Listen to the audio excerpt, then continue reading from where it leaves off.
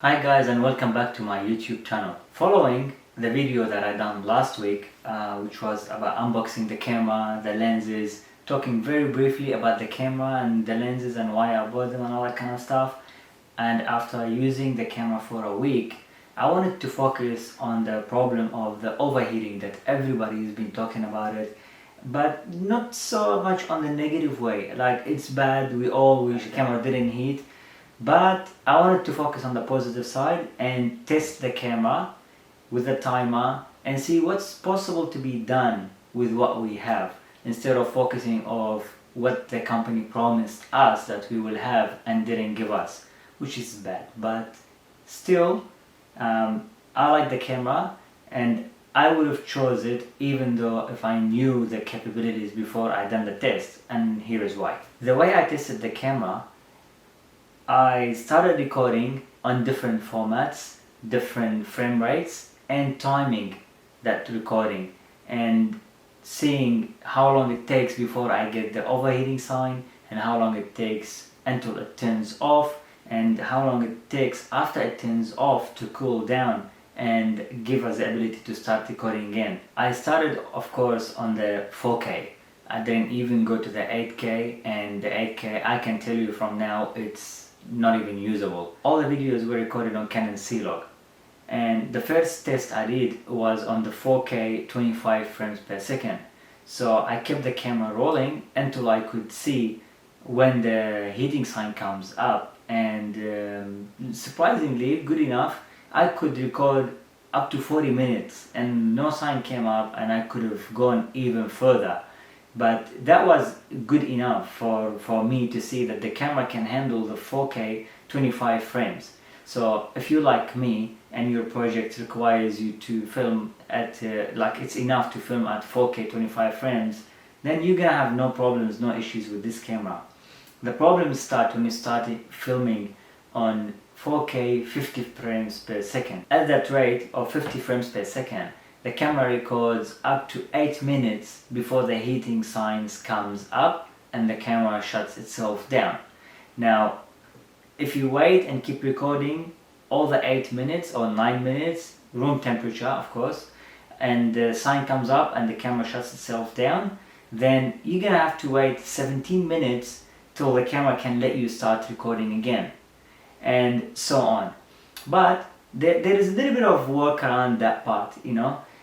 I did the test again and started recording 3 minutes, 4 minutes, and then turning the camera, like turning the recording off myself, and then waiting for another 2 minutes, and then record again at 3 or 4 minutes, and so on. That way the camera doesn't need 17 minutes to cool down again and start, so you can start recording.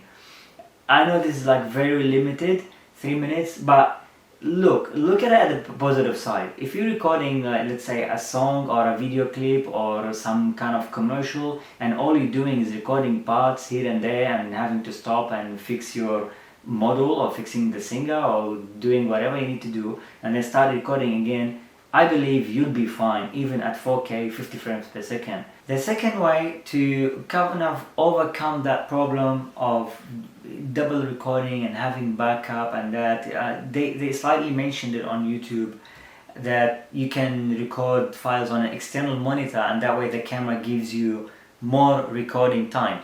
And that's to be tested. I'm going to test that because I did order a Blackmagic Video Assist, and that's coming soon. So after I'll do the video of unboxing that, I will try it and record, and there is a couple of benefits on that. First, that monitor can record on external SSD and can record on 2 SD cards inside the monitor. So that way you have a backup of the files even if you choose to record inside the camera. If not, then I want to really see what kind of frames per second you can do on that external monitor. And if I'm able to do 4K 50 frames per second in that monitor without having recording issues, then I'll be more than happy. Yes, you have to buy another item, another tool to do that, which it would be nice if all that was done inside the camera. For me, doing all that tests and coming to that conclusion, I'm pretty happy with the camera. Yes, it can do better. These are the trade-offs of having a hybrid camera. If you want to go and get a camera that's solely focused on video, those cameras are video focused and they have like cooling systems and the size is bigger and all that kind of stuff. But to have a camera that's 45 megapixel, photo capable by all means, and still doing video and getting great colors and still giving you that 4K at 25 frames, I think is really good deal. Now, alongside these tests that I did, I had to play with the camera, went through all the settings, you know, to set it up the way I like to use it, customize some buttons. It's beautiful. It's got like amazing abilities to customize the ring of the lens, of what you want it to be, and to me, I custom it on when you put the manual white balance feature on, then you can change the white balance from the ring of the lens. Not because it's so much useful or that I like that feature too much, but comparing to what other things you can put in the lens, it's just apertures, ISOs, shutter speeds, which all have buttons in the camera. So I was left with this option and I just put it there, you know, just for the sake of it. But the things that I didn't like at all, and I really think Canon could have done better or could have unlocked that feature, is being able to record at full HD 180 on both cards.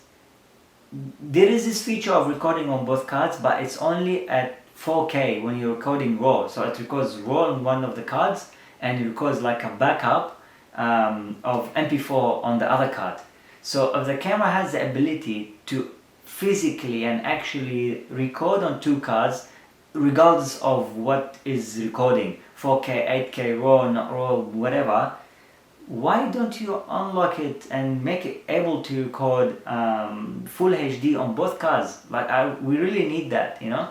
I use this camera mainly on weddings and some clips and bits and pieces here and there, and to have a backup on full HD, because that's how I record my weddings, you know, on 180 full HD, you know, would have been amazing. And that's locked, and the reason I'm saying locked is because it's physically not impossible to do, and I think Canon does that things to protect their C line, and that's what's kind of holding this camera from being the best of what it can really be. But I do believe that there is no perfect camera out there, and that perfect camera will not appear, because if it's perfect for me, it's not perfect for you, and if it's something you think is perfect, I think that doesn't work for me.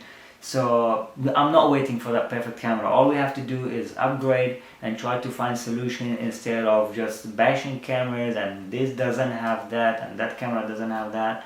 So there you have it. This video was like a really quick video I had to do and get it, you know, out of the way, because I don't want to talk too much about this camera, and there's other people, other YouTubers there covering pretty much every other bits and pieces. But that part of, you know, everyone is saying, yeah, it doesn't record 4K, yeah, it heats and that, but I didn't see anyone kind of specifically mentioning the abilities it has and the, let's say, the positive sides of things, you know. So that's why I thought I'll put it out there for you guys, get this video over and done with, and because we're waiting for really nice items coming soon. I want to do the unboxing of those items and talking to you a little bit about them. And then there is a project that I'm doing in a couple of days, and I really want to focus on that, and I will show you behind the scenes of that project, the way I've done things. It's a song video clip, so let's stay positive,